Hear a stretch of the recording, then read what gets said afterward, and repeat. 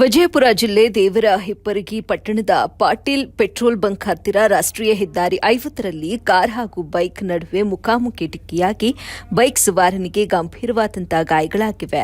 ಪಟ್ಟಣದ ರಾಷ್ಟ್ರೀಯ ಹೆದ್ದಾರಿಯಲ್ಲಿ ಈ ಒಂದು ಘಟನೆ ನಡೆದಿರುವಂಥದ್ದು.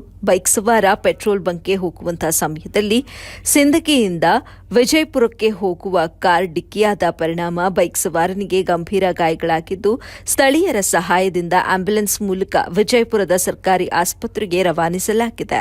ಇನ್ನು ದೇವರ ಹಿಪ್ಪರಗಿ ಪೊಲೀಸ್ ಠಾಣೆ ವ್ಯಾಪ್ತಿಯಲ್ಲಿ ಪ್ರಕರಣ ದಾಖಲಾಗಿದೆ. ಈ ಸಂಬಂಧ ಪ್ರಕರಣ ದಾಖಲಾಗಿದೆ.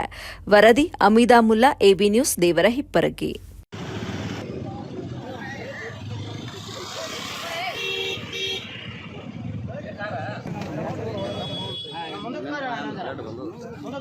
पूरा मुंड काज